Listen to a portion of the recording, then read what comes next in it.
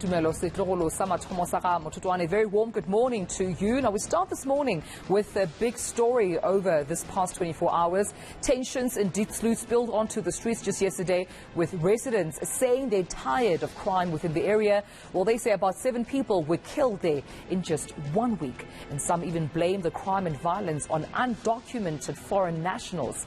Yesterday, Police Minister Bheki Cele and new National Police Commissioner Fannie Masemola visited the area and promised to deploy more resources. But my co-anchor Gareth is there this morning, as well as eNCA reporter Slindelo, Masikane. Good morning to you both, colleagues. But Gareth, let me start with you. You are out in Diepsloot. I mean, what do you see, especially from those incidents and events that took place yesterday with the protest? Good morning, everyone. Welcome once again back to Diepsloot. The sun beginning to rise on the very cold Thursday morning. We got here about an hour and a half or so ago, driving down the R511. Some will know it as William Nicol, coming into Diepsloot.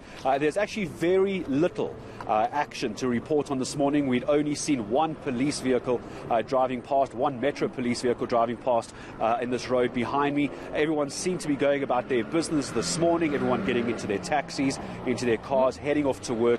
So we're standing here at the intersection of the R511 and also the N14 highway, and so far everyone going about what they would ordinarily do. So not seeing any damage or protesting from overnight, but the news we received when we stopped at a local police station, the local police station, which we'll go to in just a moment, one of the police officers coming out and informing us that one person has died overnight. According to the officer, this person was set alight. To be very clear, we're not sure if this is a local or a foreign national, or what the reasons behind this were. That happened, we understand, down in Extension 1 here in Diepsloot. So at the moment, that's all the information I have on this incident.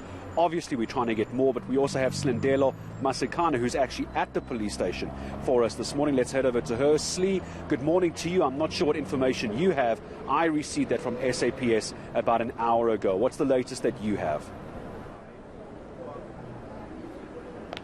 Well, we know that, of course, overnight there were operations, more police officers as well as tactical units deployed to the area. It seems that that deployment has yielded some kind of results. We're seeing a much calmer morning here in Diepsloot. Driving in with my colleague Tamsanga Kamane, you can see the roads have been cleared, and it seems as though some normalcy has returned. However, we're expecting an even bigger police deployment, more divisions of the police services expected to make their way to Diepsloot. We know that yesterday tensions ran quite high, with community members frustrated and angered by the escalating levels of crime in the area. This is not the first time residents of Diepsloot have actually voiced their frustrations in this way. In fact, whenever we see burning tires and roads being barricaded, particularly here in Diepsloot, it's always a last resort for community members. But it seems as though the crime situation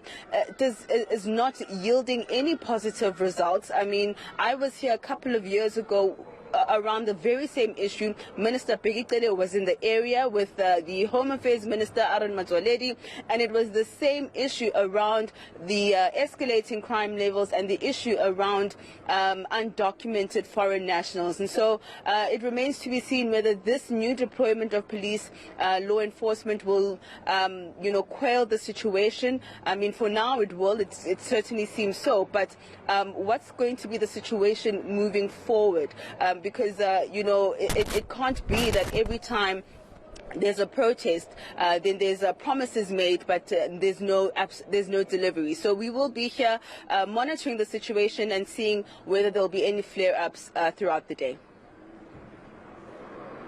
Yeah, of course we will. And just to give you a sense, Slee, and those joining us this morning, numbers as far as police are concerned, the police minister coming out to Diepsloot yesterday, as Slee says, saying that between 30 and 50 members of the SAPS tactical units are going to be in the area, also deploying an extra 16 vehicles to Diepsloot just behind us here. But as I said earlier, it may be coming up a little bit later. As of early this morning, though, driving around in the dark, dark, hardly saw any blue lights in the area. But Slee, absolutely right as well. Only one road going past the police station. We saw some of the debris from earlier on Wednesday afternoon, some burnt out tyres, rubbish bins turned on their sides and litter all over the road. The road's not necessarily barricaded, but it doesn't look like there were any incidents overnight at all. But the police say for the moment they were just keeping an eye on the area near the taxi rank, but it is Extension 1. We understand this incident took place overnight. We are going to be heading there a little bit later. But Tumelo, as we come back to you, Slindelo, I think summing it up very nicely. It seems a calm Diepsloot this morning. I want to still say tense, because remembering how upset residents were, they wanted the police minister back here because of empty promises. So more promises made yesterday by the police ministry, and I'm sure the residents in Diepsloot are going to demand that action is taken. They're not going to wait another year for something to be done, but it seems for the moment everyone is going about their business. We're going to take you towards the police station and Extension 1 a little bit later this morning. All right, we have to leave it there for now, colleagues, but I'll be sure to come back to you as soon as there are other developments. Gareth Edwards and, of course, Slindelo Masikane keeping us up to date with what's been happening in Diepsloot. We understand those protests taking place just yesterday with police showing visibility there. We also spoke to Brigadier Brenda Moridili just yesterday, saying there will be more police visibility to ensure peaceful protests. But those visuals we saw from yesterday proved that there was a bit of chaos. We saw, of course, people running around, and reportedly one person having died during yesterday's protest. We'll keep you up to date with what's happening in Diepsloot throughout the entire day.